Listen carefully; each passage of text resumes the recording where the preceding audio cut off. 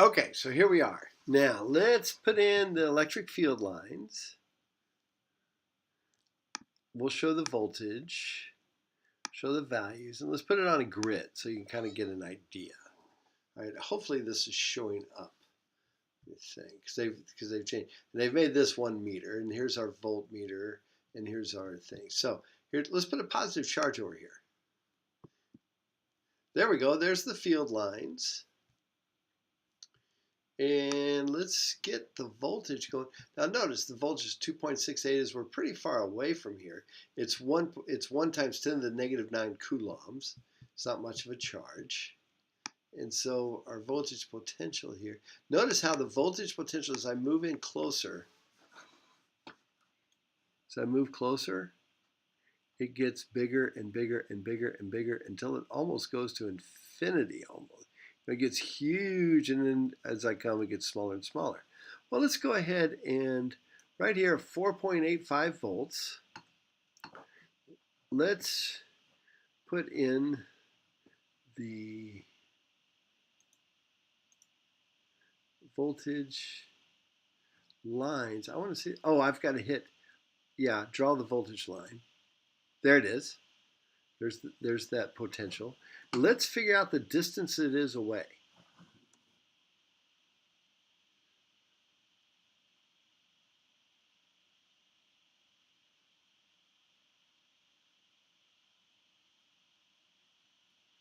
There we go. That right there.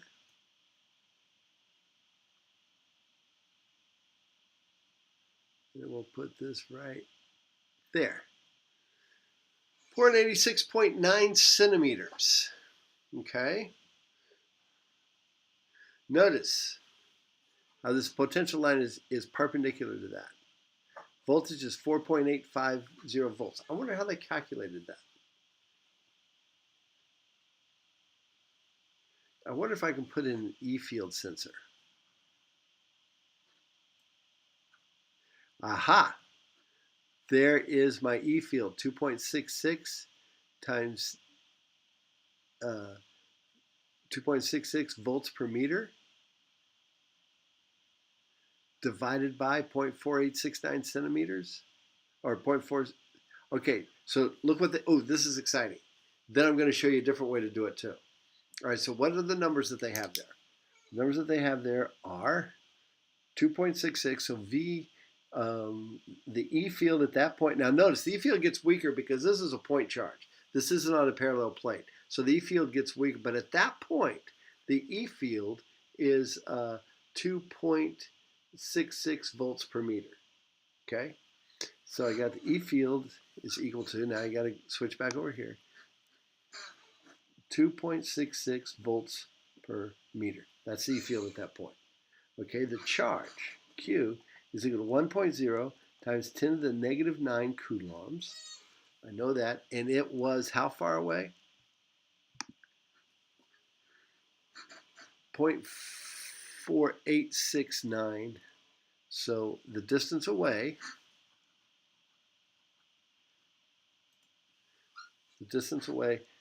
R, is 0.4869 meters. All right? So the voltage should be, E times D. And E is equal to 2.66.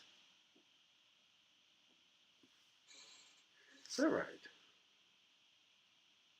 Yeah.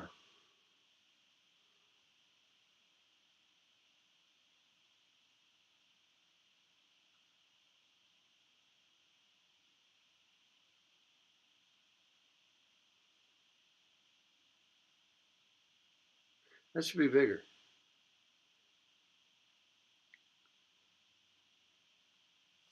Because, see, look, because this is going to be like half. This is close to half then.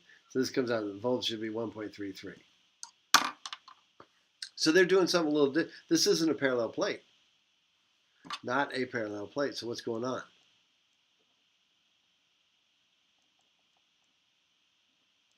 This is what's going on. This is how they're figuring the voltage. And then after they figure the voltage, they figure out the E field. Okay. Well, and they can also figure out the E field from how far that is from a given point. Here's what they're doing, because these are point charges. This is not a parallel plate. This is not a parallel. So this is a point charge. So let's figure out the voltage of a point charge then. So let's go back to this. I love it when I make a mistake, but I did it on purpose. Okay, so we've got a charge 1 point. So here it is. The potential for a point charge. Here's your formula. The potential for a point charge is equal to K, the electric constant, times Q, divided by R. Okay, and basically what we do is we figure the point charge is brought all the way out from infinity and placed at this point. Okay, at a certain point away from it. So as I look at this point away, so notice what happens if I take this potential way out here and say draw the potential line. It's getting a lot weaker and it's a lot smaller. If I get it way out here where you can barely see the electric field lines anymore. Okay, and then I'll bring in a negative charge here in a minute. But first I wanted to show you. So here's for a point charge, here's how you find the voltage.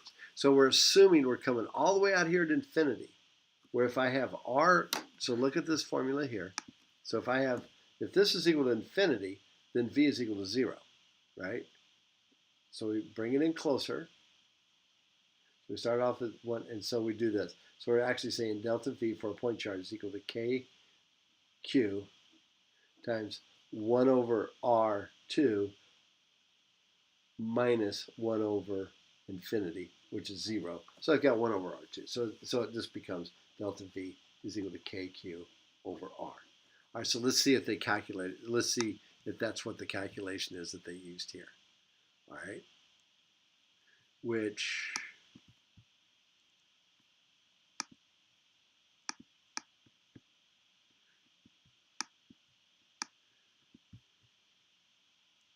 I want to remove that sensor because I can't see.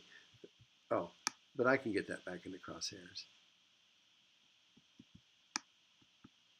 Oh, let's just do it close. Let's just do this one. Let's draw that one. All right, and let's figure out its distance.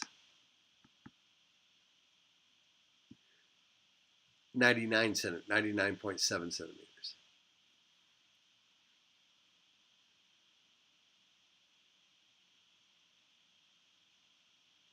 Okay, it's getting closer.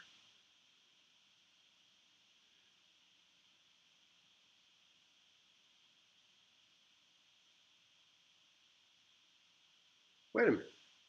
R was 4.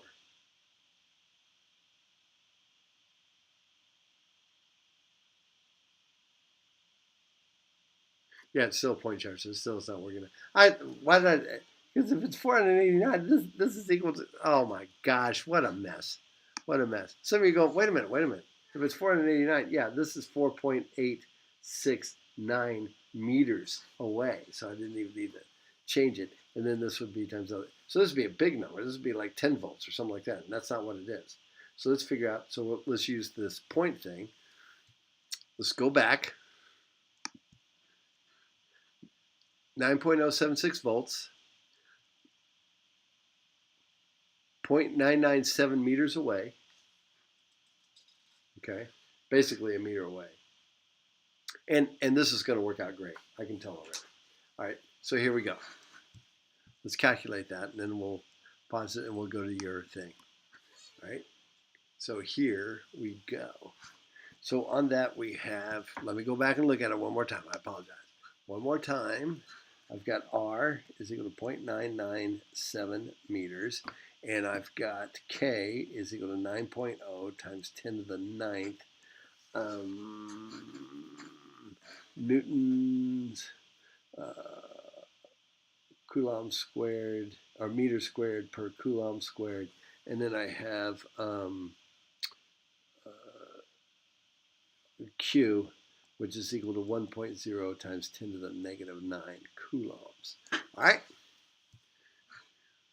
So that's what I've got written in here. And so the potential out there then is equal to 9.0 times 10 to the ninth divided by 1.0 times 10 to the negative 9. Oh, that's going to work out nice because those cancel. Divided by r. So I've got 9.0, because here's your formula. One more time. KQ over R. This is for a point charge. So I've got 9 divided by 0.997. That's essentially going to be a little bit bigger than 9, so we wind up with 9 divided by 0.997, 9.027.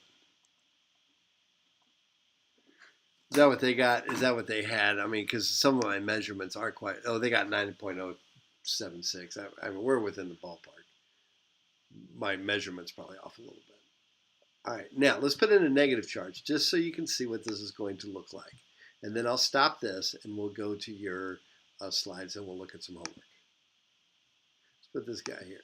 All right, so let's move this guy up here. Ooh, that changed a lot of stuff. I just made a dipole. Notice the electric field lines get stronger. Let's make it even more charge. Put it right there.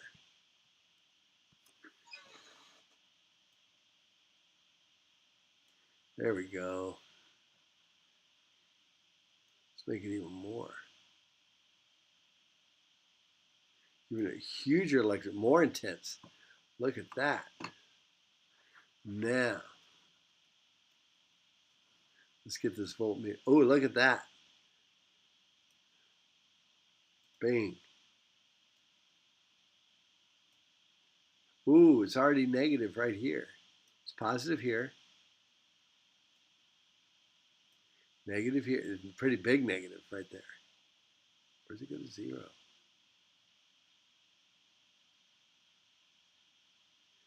Getting closer. Getting closer. There's pretty much 0. This is a 0 potential line through here. Notice once again, electric field lines are perpendicular. So if I'm going to move this charge here, notice the it's positive charge, electric field lines are coming out of it. That increased the potential energy here. Everything changed because I added that charge. All of a sudden, where's 0?